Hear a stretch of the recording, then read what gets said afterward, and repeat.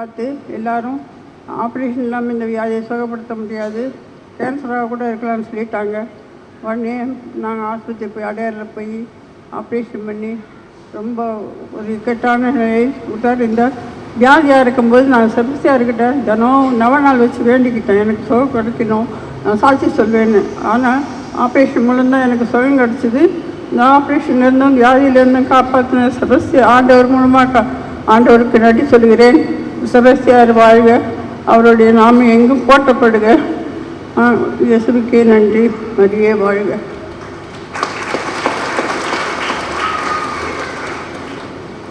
இயேசுவே ஆண்டவர், இயேசுக்கே புகழ், மரியே வாழ்க.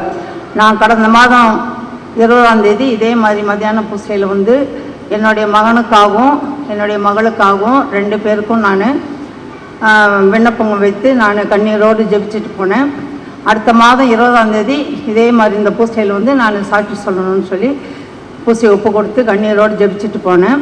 அதே மாதிரி எனக்கு செபஸ்தியார் மூலமாக ஆண்டவர் நான் கேட்ட 2 விண்ணப்பங்களையும் 2 பிள்ளைகள் கொடுத்தாரு. அதை சாட்சி சொல்ல வந்திருக்கிறேன். அதான் முதல் விண்ணப்பம் வந்து என்னுடைய மகன் வந்து அமெரிக்காவில் 3 வருஷமாக வேலை செய்கிறான். அப்போது அவன் வந்து அவனுடைய ஒய்ஃபு பிள்ளையெல்லாம் குழந்தை இங்கே தான் விட்டுட்டு போனான். சரி, ப்ராஜெக்ட் இன்னும் முடிய லேட் ஆகுதுன்னு சொல்லி இந்த வருஷம் ஏப்ரல் மாதம் என் மருமகளும் இங்கே ஐடி கம்பெனியில் வேலை பார்த்தா 70,000 சம்பளம் வாங்கிட்டு இருந்தா. ஆனால் அவனுக்கு பணம் முக்கியம் இல்லை, குழந்தையோட என்ன குழந்தை 2 வயசு குழந்தையில விட்டுட்டு போனான். அதனால் குழந்தையும் மனைவியுமா வாழணும்னு சொல்லிட்டு இந்த ஏப்ரல் மாதம் 1ஆம் தேதி அவளுடைய வேலையை ரிசைன் பண்ணிவிட்டு அமெரிக்காவுக்கு கூட்டிகிட்டு போயிட்டான். கடவுள் மேலே எனக்கு விசுவாசம் இருக்குது மம்மி, நான் வந்து கடவுள் என்னை வந்து வெக்கப்படுத்த விட மாட்டார், எனக்கு பணம் முக்கியம் இல்லை, எனக்கு குடும்பமாக சேர்ந்து வாழ்தான் முக்கியம்னு சொல்லி விசுவாசத்தோடு நம்பிக்கையோடு கூட்டிகிட்டு போனான். போய் 2 மாதத்துலேயே ஏப்ரல் மாதம் 1ஆம் தேதியாக போனால் ஜூன் மாதம் 15ஆம் தேதிக்கெல்லாம் அவனுக்கு ப்ராஜெக்ட் முடிஞ்சிருச்சு, இந்தியாவுக்கு கிளம்பணும் அப்படின்னு சொல்லிட்டாங்க. அப்போ நான் இந்தியாவுக்கு வந்தால் அவனுக்கும் வேலை இல்லை, மருமகளுக்கும் வேலை கிடையாது. அப்போ அப்படி இருக்கும்போது அவன் ரொம்ப மனசு வேதனைப்பட்டு எனக்கு ஃபோன் பண்ணி சொன்னான். நான் சொன்னேன், கடவுள் மேலே நம்பிக்கை வச்சாக்கா கடவுள் ஒரு காலம் கைவிட மாட்டார், வெட்கப்படுத்த விட மாட்டார், தொடர்ந்து ஜெபிங்க, நானும் ஜெபிக்கிறேன்னு. திரும்ப போன மாதம் 19ஆம் தேதி ராத்திரி 12 மணிக்கு எனக்கு என் மருமக எனக்கு ஃபோன் பண்ணான். இந்த மாதிரிம்மா எங்களுக்கு ரொம்ப அவமானமாக இருக்குது, நாங்கள் எப்படி இந்தியாவுக்கு வரணும்னு தெரியல, எங்களை புறப்பட சொல்லிட்டாங்க, இனி ஒன்றுமே பண்ண முடியாது, கடவுளை தவிர வேறு எங்களுக்கு உதவி செய்ய யாரும் கிடையாது, நீங்களும் எங்கள் நம்பிக்கையோடு விசுவாசத்தோடு எங்களுக்காக ஜெபிங்க அப்படின்னு சொல்லி ராத்திரி 12 மணிக்கு அழுதுட்டு ஃபோன் பண்ணான். அப்போ நான் சொன்னேன், நாளைக்கு 20ஆம் தேதி செபஸ்தியார் நாள், அதனால் செபஸ்தியார்கிட்ட நம்பிக்கையோடு விசுவாசத்தோடு நான் கண்ணீரோடு ஜெபிப்பேன், அதே விசுவாசத்தோடு நீங்கள் 2 பேரும் ஜெபிங்க, மனுஷரால் முடியாதது கடவுளால் முடியும், செபஸ்தியார் பறந்து பேசி வாங்கி கொடுப்பாரு, நான் அடுத்த மாதம் 20ஆம் தேதி வந்து சாட்சி சொல்வேன்னு சொல்லி நான் பூசை ஒப்பு கொடுத்து ஜெபிப்பேன், நீங்களும் அதே விசுவாசத்தோடு ஜெபிங்கன்னு சொன்னேன். அதே மாதிரி அடுத்த 20ஆம் தேதி செவ்வாய்க்கிழமை நான் ஒப்பு கொடுத்து ஜெபித்தேன். அடுத்த செவ்வாய்க்கிழமை 27ஆம் தேதி நைட்டு 10 மணிக்கு என் பையன் ஃபோன் பண்ணுறான், எனக்கு ப்ராஜெக்ட் கிடச்சிருச்சு மம்மி, நல்ல ப்ராஜெக்ட்டு, சம்பளம் இதோட கூடுதலான ப்ராஜெக்ட் மம்மி எனக்கு கிடச்சிருச்சு, அதனால் நீங்கள் வந்து போய் சாட்சி சொல்லுங்கள், நாங்களும் விசுவாசத்தோடு ஜெபித்தோம், நீங்கள் போய் சர்ச்சில் போய் நீங்கள் சாட்சி சொல்லுங்கள் அப்படின்னு சொன்னான். அதனால் என் பையனுக்கு வந்து செபஸ்தியார் மூலமாக இந்த ப்ராஜெக்ட் கிடச்சி குடும்பமாக சந்தோஷமாக வாழ்கிற கிருபை கொடுத்ததுக்காக ஆண்டவருக்கு நன்றி சொல்கிறேன். அதே மாதிரி என்னுடைய மகளுக்கு வந்து கொஞ்ச நாளாகவே இந்த பிரஸ்ட்டில் ஒரு கட்டி இருந்திருக்குது, கவனிக்கல. அப்போ ஜூன் 15ஆம் தேதி ஜுரம் வந்து லேடி டாக்டர்கிட்ட போனப்போ அப்போ தான் அவங்க அதை பார்த்துட்டு இது என்ன அந்த கட்டின்னு, இல்லை நான் கவனிக்கலை, எவ்வளோ நாளாக இருக்குன்னா தெரியல, கொஞ்சம் நாளாக தான் இருக்குது. அப்போ அவங்க அதை பார்த்துட்டு கட்டி டெஸ்ட் பண்ணிவிட்டு உடனே ஸ்கேன் எடுக்கணும்னு இருக்காங்க. உடனே ஸ்கேன் எடுத்து பார்த்துட்டு பயாப்சி பண்ணணும், இமீடியட்டாக பயாப்சி பண்ணணும்னு இருக்காங்க. அப்போ என் பொண்ணு எனக்கு ஃபோன் பண்ணி சொல்லும்போது நான் சொன்னேன், எனக்கு ஆவியானவர் எனக்கு உணர்த்தினது இங்கே வரணும், இங்கே வந்து செகண்ட் ஒப்பீனியன் வாங்கணும்னு சொல்லிட்டு நான் இங்கே வர சொல்லியிருந்தேன். வந்தப்போ டாக்டரை பார்த்தாக்கா அது வந்து அவருக்கு கேன்சர் கட்டின்னு அவருக்கு அந்த பயாப்சி அந்த ஸ்கேன் ரிசல்ட்டையும் அந்த கட்டி டெஸ்ட் பண்ணதையும் பார்த்துட்டு இது கேன்சர் கட்டி தான்ன்றது அவருக்கு கொஞ்சம் டவுட் வந்துருக்குது. அதனால் இது பயாப்சியெல்லாம் செய்ய வேண்டாம், அந்த கட்டியே ஆப்ரேஷன் பண்ணி எடுத்து அனுப்பணும், அப்போ தான் வந்து நமக்கு கரெக்டான ரிசல்ட் கிடைக்கும், இல்லை அது கட்டி விட்டாக்கா பின்னால் வந்து நமக்கு வந்து தொந்தரவாக இருக்கும் அப்படின்னு சொல்லிட்டு டாக்டர் சொன்னார்.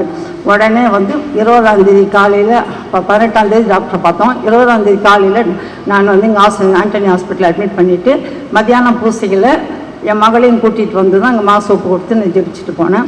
அதே அடுத்த 27ஆம் தேதி அந்த ஒரு கட்டிக்கு பதிலாக ஆப்ரேஷன் பண்ணி என்கிட்ட கொண்டு வந்து காட்டினாங்க. 2 கட்டி அது உள்ளே இருந்தது. அப்போ 2 கட்டி எடுத்து பயோப்சிக்கு அனுப்பி அதே 27ஆம் தேதி என் பையன்கிட்டேருந்து அங்கே அமெரிக்காவிலேருந்து செய்தி வந்த அதே நாள் என் பொண்ணுக்கும் அது கேன்சர் கட்டி இல்லை, சாதாரண கட்டி தான், அதனால் எந்த ஒரு பயமும் இல்லைன்னு சொல்லி டாக்டர் வந்து சொல்லிட்டாரு. இப்போ என்னுடைய 2 பிள்ளைங்களும் ரொம்ப நல்லா இருக்காங்க, ரொம்ப சந்தோஷமாக இருக்காங்க. அதனால் நான் வந்து இன்னும் பாதத்தை லெட்டர் மூலமாக எழுதி கொடுக்குறோம் பாதன்னு சொல்லிட்டு போனேன். ஆனால் எனக்கு மனசாட்சி உறுத்துச்சு, இல்லை இன்றைக்கி வந்து சாட்சி சொல்லிட்டு தான் நம்ம ஊருக்கு கிளம்பணும்னு சொல்லி இன்றைக்கி உங்கள் முன்னால் வந்து நிற்கிறேன். அதனால் கடவுளால் ஆகாதது எதுவுமே இல்லை. நீங்கள் விசுவாசத்தோட நம்பிக்கையோடு நீங்கள் ஜெபிங்க. மற்ற யாரும் அதிகாரத்தில் ஆண்டவர் சொன்ன மாதிரி முந்த விண்ணரசு தேடுங்க, மற்ற எல்லாம் உங்களுக்கு கூட்டி கொடுக்கப்படும் சொன்னார். அந்த வந்து நம்ம விண்ணரசு அதாவது ஆவியானவரை நம்ம கேட்டோம்னாக்கா நம்ம உலக கவலையெல்லாம் ஆண்டவர் வந்து நமக்கு தேவையானதாக இருந்தால் அவசியமானது இருந்தால் கண்டிப்பாக ஆண்டவர் நமக்கு நிறைவேற்றி கொடுப்பாரு. ஆண்டவர் பாரபட்சம் பார்க்காதவர். அதனால் அதே விசுவாசம் உங்களுக்கும் வரட்டும் தான் நானே நேரம் வந்து உங்கள் முன்னாடி சாட்சி சொல்கிறேன். அதனால் எனக்கு செபஸ்தியார் மூலமாக ஆண்டவர் கொடுத்த இந்த 2 கிருபைக்காகவும் கொடான கோடி நன்றி. இயேசுக்கே புகழ், இயேசுக்கே மகிமை, மரியே வாழ்க. இயேசுவுக்கு புகழ், இயேசுவுக்கு நன்றி. நம்ம வந்து நாங்களும் நம்மவும் புனித பூமிக்கு ஒன்றா சேர்ந்து போனோம். அவரது பக்தி நிறைந்த இந்த அனுபவத்தில் புனித பூமியில் மட்டுமல்ல, நம்ம பூமி தான் புனித பூமி, இந்த பூமியிலே கண்டு மகிழ்ந்திருந்தது சாட்சியாக அம்மா சொன்னாங்க. அந்த சகோதரியோடு சேர்ந்து நம்மளும் ஆண்டவரை போற்றி புகழ்வோம். நாமும் ஒரு நாளும் இந்த பீடத்தில் வந்து சாட்சி சொல்லக்கூடிய அந்த நிலையை அடைய வேண்டும் அப்படின்னா நம்பிக்கை நம்மிடையே வளர வேண்டும். அதற்காக ஜெபிப்போம். என் பேர் ஜெயமேரி. நான் ரொம்ப உடம்பு சரியில்லாமல் இருந்தேன். அந்தோனி ஆஸ்பத்திரியில் தான் பார்த்துன்னு இருந்தேன். அவங்க உனக்கு வைரஸ் இருக்குது, ரொம்ப ஜுரம் இருக்குது, அதனால் நீங்கள் வெளியில் தான் பார்க்கணும் அப்படின்னு சொன்னாங்க. சரின்னு சொல்லிவிட்டு நான் வேறு ஒரு ஹாஸ்பிட்டலில் பார்த்தேன். அவங்க 6 மாதம் ட்ரீட்மெண்ட்டு கொடுத்தாங்க. எனக்கு திருப்பி டெஸ்ட்டு எடுக்கும்போது நான் செபஸ்தியார்கிட்ட வேண்டிக்கினேன், நான் 20ஆம் தேதி சாட்சி சொல்கிறேன்னு சொல்லி. அப்போ எனக்கு நல்லா ஆயிடுச்சு. டெஸ்ட்டு பண்ணும்போது ப்யூராக கிளியர் ஆயிடுச்சு. அந்த டெஸ்ட்டு பண்ணுற லேப்லேயே சொன்னாங்க, மேடம் உங்களுக்கு நல்லா கிளியர் ஆயிடுச்சு, நீங்கள் கவலைப்படாதீங்கன்னு சொன்னாங்க. அதுக்கப்புறம் நான் போன மாதம் வந்திருக்கும்போது எனக்கு நிறைய பணம் வர வேண்டி இருக்குது, லட்சக்கணக்கில். ஆனால் நான் வந்து ஒருத்தருக்கு நம்பி இன்றைக்கி சாயங்காலம் நான் உங்களுக்கு காசு தந்துடுறேன், 50,000 ரூபாய் கொடுங்கன்னு கேட்டாங்க. நான் கொடுத்தேன். ஆனால் அவங்க ஒரு 6 மாதம் 1 வருஷத்துக்கிட்டேயே இருக்கும் அவங்க தரல. திடீர்னு அவங்கள தேடி பார்க்கும்போது வீடெல்லாம் விற்றுட்டு போயிட்டாங்க. அப்புறம் நான் செபஸ்தியார்கிட்ட வந்து வேண்டிக்கினேன், எனக்கு அந்த பணம் வேணும், நான் தொழில் விலாதியாக ஏமாத்திருக்கலாம், ஆனால் நான் கையில் கொடுத்த பணம் எனக்கு கண்டிப்பாக வரணும் அப்படின்னு வேண்டிக்கினேன். அப்பொழுது நான் செபஸ்தியார்கிட்ட வேண்டிட்டு போய் 4 நாள் தான் இருக்கும். உடனே அந்த பணம் எனக்கு நீங்கள் வாங்க பூக்கடையில் வந்து வாங்கிட்டு போயிடுங்க அப்படின்னு சொன்னாங்க. நான் வாங்கிட்டு வந்தேன். உடனே சைமன் ஃபாதருக்கு நான் ஃபோன் பண்ணி சொன்னேன். அவங்க நீங்கள் வந்து சொல்லிடுங்கம்மா அப்படின்னு சொன்னாங்க. செபஸ்தியாருக்கு கோடான கோடி நன்றி. இயேசுவுக்கு புகழ், இயேசுவுக்கு நன்றி. மரியே வாழ்க.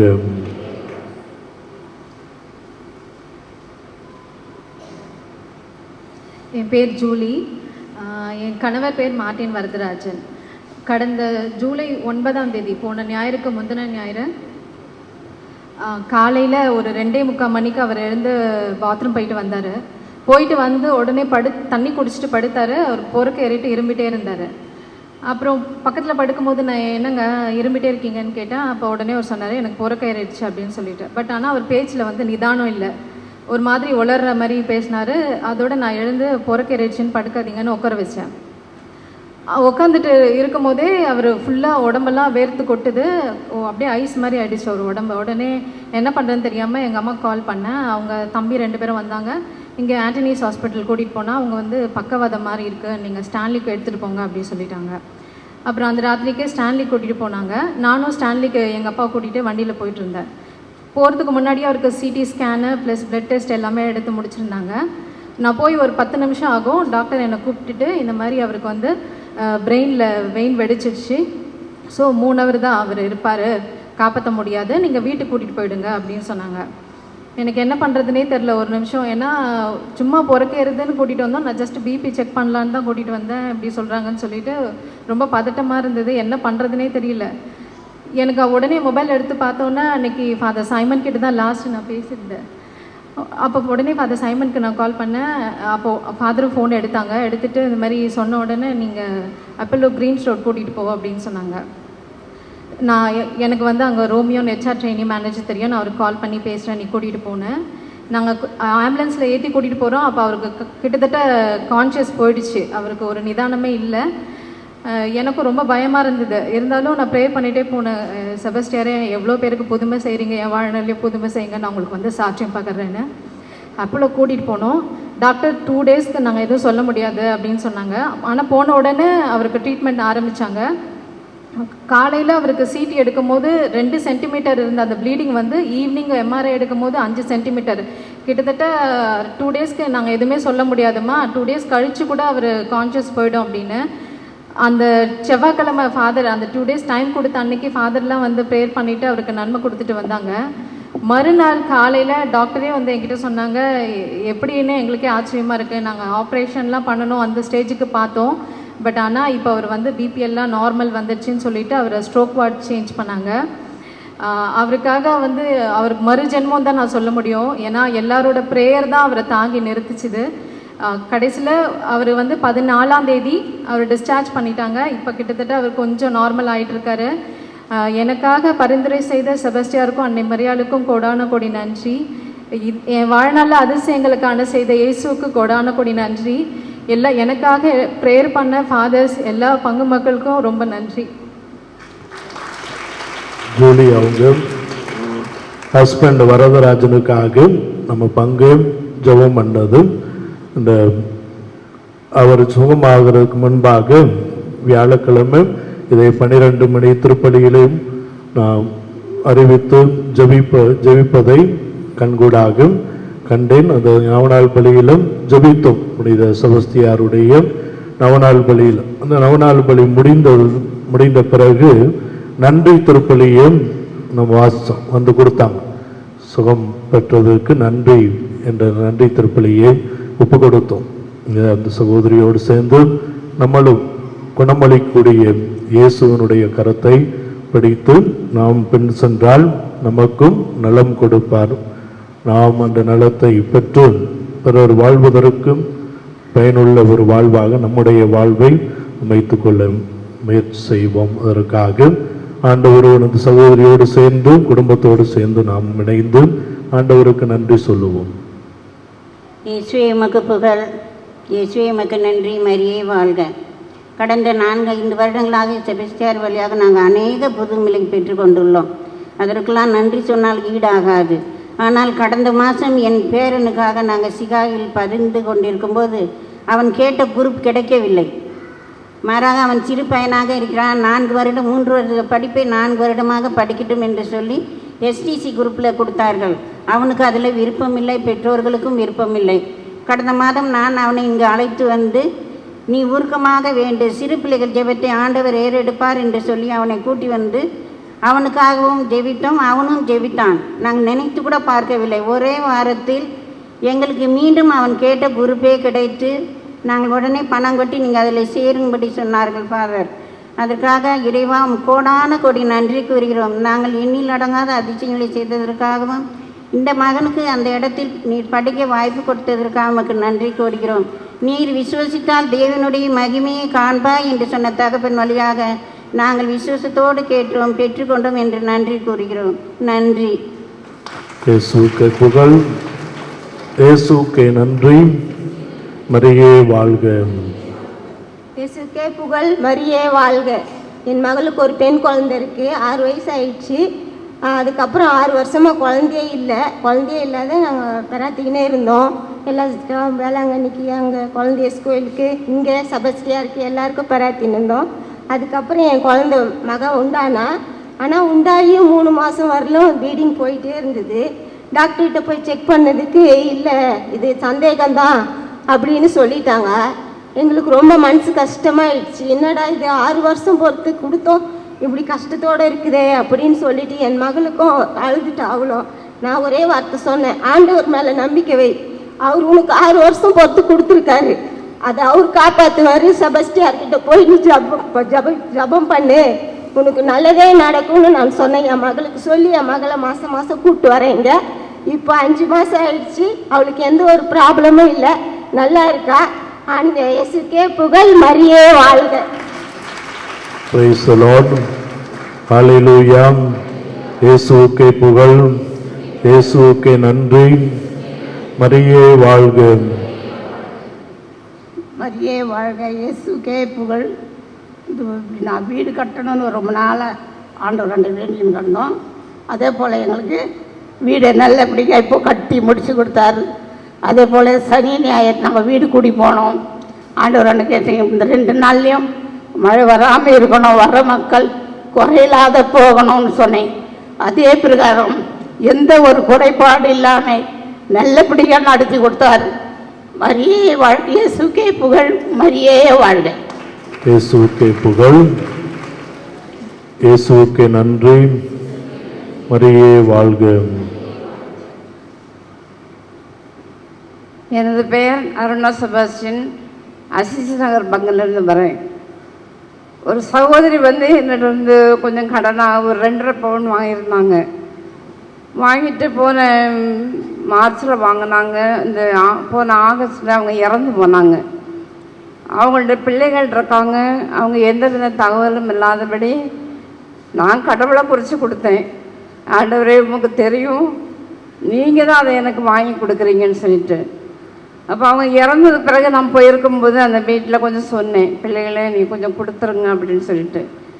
அவங்களுக்கு நீங்கள் சாமி வீட்டில் கேட்குறீங்களான்னு சொல்லிட்டு என்னை ரொம்பவே பேசி அனுப்பிட்டாங்க. அதுக்கப்புறம் நான் பதிலே கொடுக்கல. பதிலே கொடுக்காதபடி போன இந்த மார்ச்சில் தானாகவே கொண்டு வந்த பொருளை திருப்பி கொடுத்துட்டாங்க. அதனால் செபஸ்டியாருக்கு மன்றாடினதுனால அது கிடைத்ததுக்கு கொடான கொடி நன்றி. அது பிறகு போன ஞாயிற்றுக்கிழமை 16ஆம் தேதி என்னுடைய பேரன் திவ்யநற்கரனை எடுத்தோம். அப்போ நான் ஞானத்தாய், அவங்க இறந்து போயிட்டாங்க. அதனால் எப்படியாவது அதை செலிப்ரேட் பண்ணணும், நற்கரண விழாவாக நான் செலிப்ரேட் பண்ணணும். ஆண்டவரே எனக்கு அந்த உதவி செய்யணும்னு சொல்லிட்டு மனசுக்குள்ளே ரொம்ப ஆசை, பெரிய ஆசை. எப்படியாவது பிள்ளைக்கு நம்ம செலிப்ரேட் பண்ணி 4 மக்களுக்கு நான் சாப்பாடு போடணும், என் வீட்டில் விருந்து வைக்கணும் அப்படின்னு சொல்லி ரொம்ப ஆர்டர் ரொம்ப உருக்கமாக காலம் ஒரு திருமணத்தை நினச்சி 2 மீன் 5 அப்பத்தை நினச்சி எப்படியாவது என்ன பழி எப்படியாவது செய்யணும் ஆண்டவரேன்னு சொல்லிட்டு ரொம்ப ரொம்ப தாக்கத்தோடு ஜெபிச்சேன். ஜெபிக்கும் போது எங்கள் வீட்டில் ஒன்றா நடந்தது பாருங்கள். ஃப்ரிட்ஜ் ரிப்பேர் ஆச்சு, மிக்சி ரிப்பேர் ஆச்சு, கிரைண்டர் போச்சு, கேஸ் ஸ்டவ் அந்த டியூப்பில் தீப்பிடிச்சிது. இப்படி ஒவ்வொன்றா எனக்கு நடக்கும்போது ஆண்டவரே இது என்னது சோதனையா, என்ன எப்படி இருந்தாலும் ஆண்டவரே எனக்கு எப்படியாவது இதை நீங்கள் முடிச்சு கொடுக்கணும்னு சொல்லிட்டு ஒரே பிடியாக இருந்தேன். நற்கரண பெருவிழா என் வீட்டில் நாம் விருந்து வைக்கணும். ஏன்னா எனக்கு 3 பேர குழந்தைங்க, ஒரு பேத்தி ஒரு பேரன் அவங்க நன்மை எடுத்துட்டாங்க. இதை கடைசி ஆண்டு என்னோட ஞான பிள்ளை. அதனால ஒரு சகோதரன்கிட்ட கேட்டேன், இப்படி எனக்கு ஒரு ஆசை இருக்குதுப்பா, என்ன செய்கிறது, கையில் ஒன்றும் கேஷ் கிடையாது, ஆனால் எனக்கு எடுக்கணும். என்னவோ ஆண்டவர் அவர்கிட்ட பேசி, அம்மா நீங்கள் எத்தனை பேருக்கு சாப்பாடு போடணும்னு சொல்லுங்கள், நான் எல்லாம் அரேஞ்ச் பண்ணுறேன் அப்படின்னு சொல்லிட்டு. அப்போ என்னோடய வளையல் ஒன்று இருந்தது, அதை கொடுத்தேன். இதை நீங்கள் வச்சு எடுத்துக்கோங்க, இல்லைன்னா விற்றுனா கூட எடுத்துக்கோங்க, அந்த கேஷுக்கு இது பண்ணுங்க அப்படின்னு சொல்லிட்டு. ஒன்றும் வேண்டாமா, நான் எல்லாம் அரேஞ்ச் பண்ணுறேன் அப்படின்னு சொன்னாங்க. அப்போ டீச்சர் அவள் ரிசைன் பண்ணிவிட்டா, அவளுக்கு பிஎஃப் வர வேண்டியது இருந்தது, எப்படியாவது ஒரு வகையில் கொடுத்துட்றான்னு சொல்லி எனக்கு ஒரு மனசில். அப்போ மக்களுக்கெல்லாம் கூப்பிட்டேன். ஏன்னா எந்த ஊரில் எனக்கு சொந்த பந்தங்கள் யாருமே கிடையாது, எல்லாம் தெரிஞ்ச மக்கள், கோவிலில் பார்க்குற மக்கள் தான். எல்லாரையும் நான் பார்த்து அழைப்பு கொடுத்துருந்தேன். ஆனால் மக்களெல்லாம் அநேகமாக அந்த ஊரில் அன்றைக்கி புதுநன்மை இருந்தது. அந்த 3ஆவது வாரம் எங்களுக்கு ஃபுல் டே ப்ரேயர் இருக்கும். அதில் கோவிலில் சாப்பாடு அப்படியே ப்ரேயரோடு அப்படி போயிடுவாங்க. எதுவானாலும் ஆண்டவரை எல்லாரும் வரட்டா கூட, யார் இங்கே வரணும்னு நினைக்கிறீங்களோ அவங்க மட்டும் வரட்டும் ஆண்டவரேன்னு சொல்லிட்டு பதட்டம் இல்லாமல் எந்த வித டென்ஷன் இல்லாமல் சாதாரணமாக இருக்கேன். மக்களெல்லாம் வந்தாங்க, எல்லாருக்கும் சுபிட்சமாக சாப்பாடு, மிச்சம் மீந்தும் போகலை, தட்டியும் போகலை. மக்களெல்லாம் சாப்பிட்டுட்டு அவங்கவுங்களுக்கு தேவையானது எடுத்துகிட்டு போனாங்க. எனக்கு ஒரே சந்தோஷம், ஏன்னா வேஸ்ட் ஆகலை. அதுக்கப்புறமா எல்லாருமே கிஃப்ட்டு கொடுப்பாங்க இல்லையா, அப்படி கொடுத்ததில் நான் எதையுமே நான் அதிகம் எதிர்பார்க்கலை. பார்த்தாக்க எனக்கு 16,000 வந்திருந்தது. எனக்கு நம்பவே முடியலை. எசப்பா, இந்த கடனை கொடுக்குறதுக்கு எனக்கு இதிலே கொஞ்சம் கேஷ் கொடுத்துட்டீங்கன்னு சொல்லி யார் அந்த உதவி செய்தாங்களோ அந்த சகோதரனை கூப்பிட்டு உடனடியாக அன்னைக்கு நான் ராத்திரி தூங்கணும்னு சொன்னால் இந்த ரூபா நீங்கள் உங்கள் கையில் நான் கொடுத்துருக்கணுமாக்குன்னு சொல்லிட்டு அவரை வரவழைச்சி அவர் கையில் கொடுத்தேன். அதனால் அந்த நற்கருணை பெருவிழாவை உண்மையாகவே இது நல்லபடியாக முடிஞ்சதுனாக்கா செபஸ்தியார் கோயிலில் நான் விட்னஸ் கொடுப்பேன் அப்படின்னு சொல்லிட்டு வேண்டியிருந்தேன். ஏன்னா 20ஆம் தேதி ஜென்ரல்லாம் எல்லாம் வேண்டிட்டு போவேன். எது நடக்குதோ அதுக்கு அடுத்த மாதத்தில் நன்றி சொல்கிறது, நானாகவே நன்றி சொல்லிட்டு போயிடுவேன். ஆனால் இந்த அதிசயம் அற்புதம் என் கையில் ஒரு நயா பைசா கிடையாது, ஒரு நயா பைசா வாங்காதபடி அந்த சகோதரன் அவ்வளோ பெருந்தன்மையாக எனக்கு செய்தார். அதே மாதிரி எங்கள் ஷீலா அப்பா, என்னோட கணவர் இறந்த வீட்டுக்குள்ள கூட எனக்கு ஒரு நயா பைசா கிடையாது. ஆண்டவர் 4 பேரை தேர்ந்தெடுத்திருந்தார். 4 பேரும் ஆளுக்கு 10 40 கிடச்சிது. 38 செலவு, 2 எனக்கு மிச்சம். கடன் இல்லாமல் ஆண்டவரோடு ஐக்கியமாகி இருந்துட்டோம்னு சொன்னாக்கா கடவுளால் முடியாதது எதுவும் இல்லை என்றதை எப்போதும் நமக்கு எண்பிப்பார். அதே மாதிரி என் மகள் பிஎட் படிக்கிறதுக்கு 65,000 கட்டணும்னு சொன்னாங்க. கையில் பைசா இல்லை. 3 பேரை தேர்ந்தெடுப்பார் ஆண்டவர். 3 பேர் வழியாக அந்த 65 வந்தது. பாருங்கள், இதை நான் எதுக்கு சொல்கிறேன்னா, என்னோட சொற்ப வருமானத்தில், அவங்க டெய்லர் தான், சொற்ப வருமானத்தில் இந்த கோலம் போடுறவங்களுக்கு, கீரை கொண்டு வரப்பட்டவங்களுக்கு, இந்த டோர் டு டோர் டெலிவரி பண்ணுவாங்க, அவங்களுக்கு இந்த தெருக்களில் நிற்கப்பட்டவங்களுக்கு என்னால் முடிஞ்ச உதவியை ஓடி செய்வேன். அதுதான் நான் செய்தது. என்னோட செய்தது ரொம்ப கொஞ்சமாக தான் இருந்திருக்கும். ஆனால் என்னோட தேவையில்லை என்னை கடவுள் அவ்வளோ உயர்த்தி, அதாவது ஒரு பிறருக்கு ஒரு வாய் கிண்ணம் தண்ணி கொடுத்தா கூட அதுக்கும் நான் தருவேன்னு சொல்கிறார் பாருங்கள்.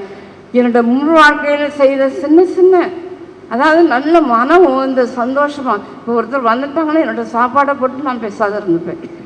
ஆண்டவர் பசி இல்லாமல் சக்தி உள்ளவராகும். அதனால் அப்படி நம்பி இருந்துருவேன். அது இந்த பிற்காலத்தில் என்னோட ஹெல்ப்லெஸ், அதாவது எனக்கு தொகைன்னா என்னன்னு தெரியாது, கேஷ்னா என்னன்னு தெரியாது, அந்த மாதிரி சமயங்களில் கடவுள் அவ்வளோ அற்புதமாக நன்றி சொல்றேன். செய்த அனைத்து நன்மைகளுக்காக கூறுவோம். இயேசுவுக்கே புகழ், இயேசுவுக்கே நன்றி, மரியே வாழ்க.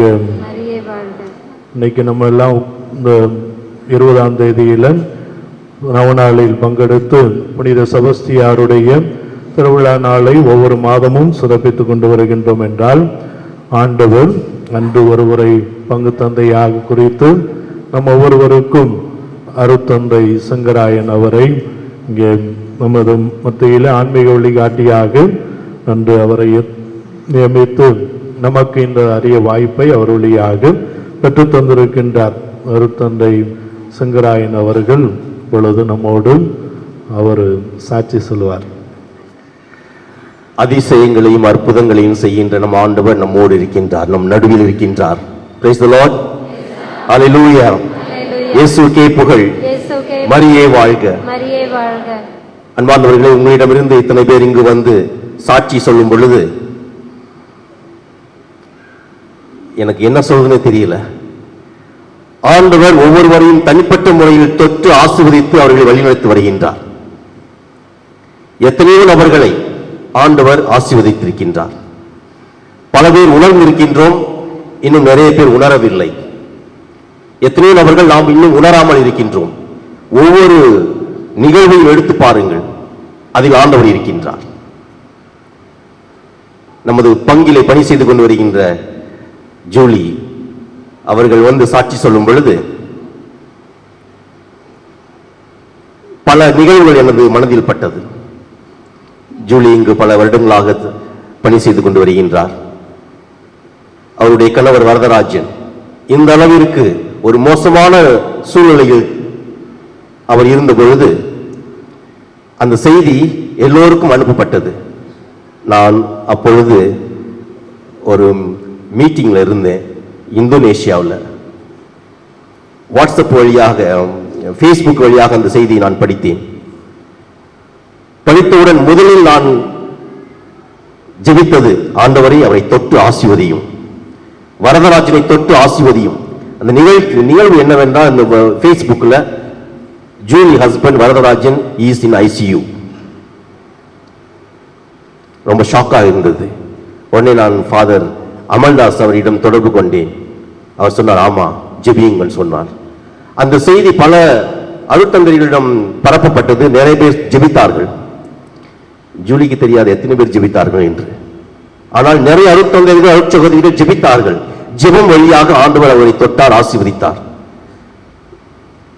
தலையில் இந்த நரம்பு வெடித்தது. நரம்பு வெடித்து இதுவரைக்கும் நிறைய பேர் இறந்திருக்காங்க. அந்த அளவிற்கு மோசமான ஒரு சூழ்நிலையில் இருந்தவர் இப்பொழுது உயிரோடு இருக்கின்றார் என்றால் அவர் ஜூலி அவர்களே சொன்னார்கள், மறு ஜென்மம் என்று. ஆம், மீண்டும் உயிர் தெழுந்து வந்திருக்கின்றார். கடவுள் இன்னும் ஒரு சந்தர்ப்பத்தை ஏற்படுத்தி கொடுத்திருக்கின்றார் இந்த உலகத்தில் வாழ்வதற்கு. ஆகவே நாம் அவருக்காக தொடர்ந்து வாழ்நாள் முழுவதும் நன்றி சொல்லிக்கொண்டே இருக்க வேண்டும். ஜூலி, உங்கள் குடும்பம் முழுவதும் வாழ்நாள் முழுவதும் நன்றி சொல்லிக்கொண்டே இருக்க வேண்டும். அப்பொழுதுதான் இன்னும் ஆண்டவர் நிறைவாக ஆசீர்வதிப்பார். இங்க இந்த பங்கில் பணி செய்துவிட்டு நான் இப்பொழுது அஸ்ஸாம், வடகிழக்கு மாநிலமான அஸ்ஸாம், மேகாலயா, மணிப்பூர், மிசோரம், திரிபுரா அந்த மாநிலங்களில் இப்பொழுது பணி செய்து கொண்டு வருகின்றேன். தமிழ் இல்லை, எல்லாமே அங்கே இருக்கின்ற வேற்று மொழிகள் தான். அசாமீஸ் மற்றும் மலைவாழ் மக்கள் பேசுகின்ற மொழி காசி, காரோ, போரோ, ராபா அந்த மாதிரி மொழிகள். அந்த மாதிரி மொழிகளில் அவர்களோடு பணி செய்து கொண்டு வருகின்ற இந்த வேளையில் பலவிதமான சவால்கள். அஸ்ஸாம் மாநிலம் பிஜேபி கட்சி ஆளுகின்ற மாநிலம். ஆகவே பல விதங்களில் சவால்கள் வந்து கொண்டே இருக்கின்றது. அங்கே நான் சென்றிருந்த பொழுது நாங்கள் நடத்தி கொண்டு வருகின்ற பள்ளியில் பலவிதமான பிரச்சனைகள், மிகவும் மோசமான பிரச்சனைகள். ஒரு பக்கம் பெற்றோர்கள் எழுந்து போராட்டம் செய்கின்றார்கள், இன்னொரு பக்கம் ஆசிரியர்கள் எழுந்து போராட்டம் செய்கின்றார்கள். இந்த மாதிரி சூழ்நிலையில் நான் அங்கே செல்கின்றேன். உடனே மாதவரம் பங்குல என்ன செய்தோனே, எதை செய்தேனோ அதைத்தான் அங்கேயும் நான் ஆரம்பித்தேன். நாங்கள் 3 பிரான்சிஸ்கன் அருட்தந்தையர்கள் அந்த இடத்தில் இருக்கின்றோம். 3 பேர். நாங்கள் 3 பேரும் சேர்ந்து முடிவு செய்தோம், 40 நாள் ஒவ்வொரு நாளும் 1 மணி நேரம் ஆராதனை செய்வோம். ஆண்டவர் இயேசு கிறிஸ்துவின் உடலை எடுத்து வைத்து நாம் 1 மணி நேரம் ஆராதனை செய்வோம் என்று முடிவு செய்தோம். அதுபோல எந்த நேரத்தில் ஆராதனை செய்வது என்று சிந்திக்கும் பொழுது, மாலை வேளையில் செய்தால் அது எல்லோருக்கும் மிகவும் சுலபமாக இருக்கும். இரவு சாப்பிட்ட பின்பு, அப்பதான் எல்லாருமே மொபைல் எடுத்து நிறைய கதை பேசுவோம் இல்லையா? சாப்பிட்ட பிறகுதான் நிறைய கதை பேசுவோம். அந்த நேரத்தை நாம் ஆண்டவருக்காக செலவிடுவோம் என்று நாங்கள் 3 பேரும் முடிவு செய்து, இரவு உணவு அருந்திய பின் 1 மணி நேரம் நாங்கள் ஆண்டவருக்கு முன்னால் அமர்ந்தோம். 40 நாட்கள் தொடர்ந்து ஒவ்வொரு நாளும் 1 மணி நேரம் ஆராதனை செய்தோம். விளைவு என்னவென்றால், பெற்றோர்கள் இப்பொழுது அங்கே இருக்கின்ற அந்த பள்ளியில் இருக்கின்ற பெற்றோர்கள், ஆசிரியர்கள் மிகவும் சமாதான முறையில் எங்களோடு இணைந்து பணி செய்வதற்கு வந்து கொண்டிருக்கின்றார்கள். நாங்களும் அவர்களோடு இணைந்து பணி செய்ய சமாதான முறையில் இப்போது நாங்கள் சென்று கொண்டிருக்கின்றோம். Praise the lord. அல்லேலூயா. இயேசுவுக்கே புகழ். ஆகவே ஆண்டவரால் முடியாதது ஒன்றுமே கிடையாது. அதிலும் ஆராதனை வழியாக நமக்கு கிடைக்கின்ற ஆசீர் அருள் எவ்வளவோ பெரிது. ஆகவே அன்பார்ந்தவர்களே, ஆராதனையில் ஈடுபடுங்கள். இறைவனை ஆராதிப்போம். ஆராதனையிலிருந்து அவரிடம் ஜெபிப்போம். நிச்சயம் நம்மை ஆண்டவர் கைவிட மாட்டார். எல்லா பிரச்சனைகளையும் தீர்க்க வல்லவர் நம் ஆண்டவர் இயேசு கிறிஸ்து. ஆகவே பல வருடங்களாக இப்பொழுது இந்த நவநாள் தொடர்ந்து நடந்து கொண்டே வருகின்றது. புனித செபஸ்தியார் வழியாக நம் ஆண்டவர் தான் எல்லோரையும் தொட்டு ஆசீர்வதித்து வருகின்றார். புனித செபஸ்தியார் வழியாக புனித செபஸ்தியார் நமக்காக பரிந்து பேசிக் கொண்டு வருகின்றார். ஆகவே நம் ஆண்டவர் இயேசு கிறிஸ்து எல்லோரையும் தொட்டு ஆசீர்வதிக்கின்றார். ஆகவே நாம் ஆண்டவரை மறந்துவிடக் கூடாது. ஆண்டவர் எப்பொழுதும் நம்மோடு இருக்கின்றார். ஆகவே அன்பார்ந்தவர்களே, இப்பொழுது நான் உங்களிடம் கேட்கின்றது, நான் பணி செய்கின்ற இடத்தில் பலவிதமான மக்கள் இருக்கின்றார்கள். எங்கள் பள்ளியில் 1200 பிள்ளைகள் இருக்கின்றார்கள். அவர்களில் மொத்தம் ஒரு 100 பேர் தான் கிறிஸ்தவர்கள். அதில் ஒரு 10 பேர் தான் கத்தோலிக் கிறிஸ்தவர்கள் பிள்ளைகள். மற்ற அனைவருமே வேற மதத்தை சார்ந்தவர்கள் தான். அதே போல ஆசிரியர்களும் ஒரு 4-5 ஆசிரியர்கள் தான் கிறிஸ்தவ கத்தோலிக்க ஆசிரியர்கள். மற்ற எல்லோருமே வேற மதத்தை சார்ந்தவர்கள் தான். அந்த விதமான சூழ்நிலையில் நாங்கள் ஆண்டவருடைய வார்த்தையை பரப்புவதில் மும்முரமாக இருக்கின்றோம். சமாதானமாக வாழ, மன்னித்து வாழ, விட்டு கொடுத்து வாழ, ஒற்றுமையாக வாழ. ஆகவே உங்களுடைய ஜெபம் எங்களுக்கு அதிகமாக தேவைப்படுகின்றது.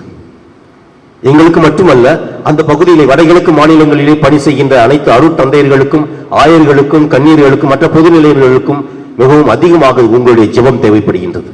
ஒரு காலத்தில் நாமும் இந்த பகுதியில் அப்படித்தான் இருந்தோம். ஆனால் இப்பொழுது நாம் வளர்ந்து விட்டோம். ஞானத்திலும் விவேகத்திலும் நாம் வளர்ந்திருக்கின்றோம், ஆன்மீகத்தில் வளர்ந்திருக்கின்றோம். ஆக இது போல அங்கிருக்கின்ற மக்களும் இன்னும் ஆன்மீகத்தில் வளர, ஒருவர் மற்றொரு ஒற்றுமையாக வாழ உங்களுடைய ஜெபம் தேவைப்படுகின்றது. நாங்கள் பணி செய்கின்ற இடம் இப்பொழுது மிகவும் மோசமாக மாறிக்கொண்டு வருகின்றது. ஒன்று, அரசியல் சூழ்நிலை காரணமாக பலவிதமான இன்னல்களும் நெருக்கடிகளும் எங்களுக்கு கொடுத்து கொண்டு வருகின்றார்கள்.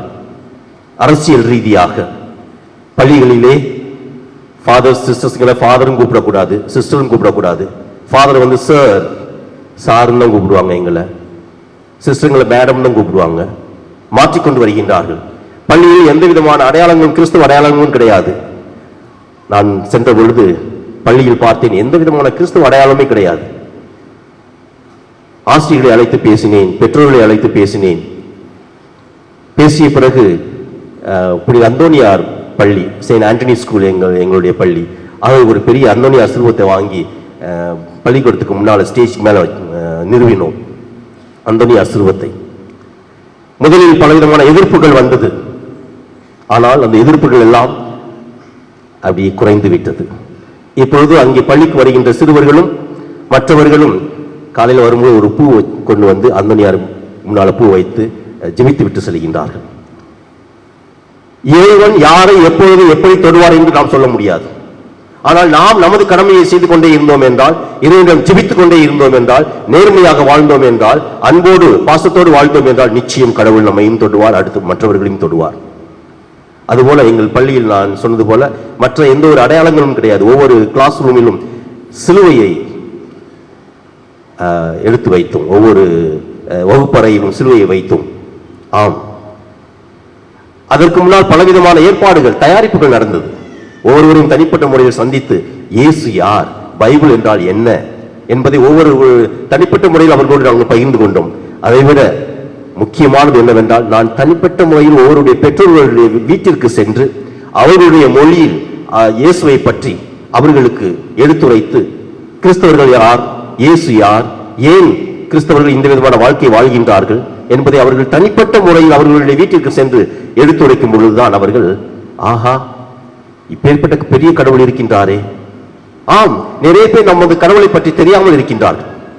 அவர்கள் எடுத்துச் சொல்லும் பொழுது அவர்கள் புரிந்து கொள்கின்றார்கள். ஏன், நமது வீட்டிலும் நமது வீதிகளிலும் எத்தனையோ பேர் இருக்கின்றார்கள், கிறிஸ்தவர்கள் என்று தெரியும், இயேசுநாதர் என்று தெரியும். ஆனால் இயேசுநாதர் யார் என்று நாம் நமது வாழ்க்கை வழியாக எடுத்து சொல்லும் பொழுது நிச்சயம் ஆண்டவர் இயேசு நம்மை ஆசீர்வதிப்பார், மற்றவர்களையும் ஆசீர்வதிப்பார்.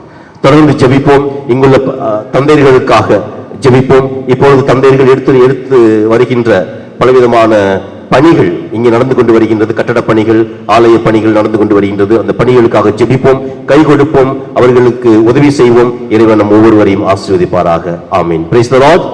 ஹல்லேலூயா. இயேசுவுக்கே புகழ்.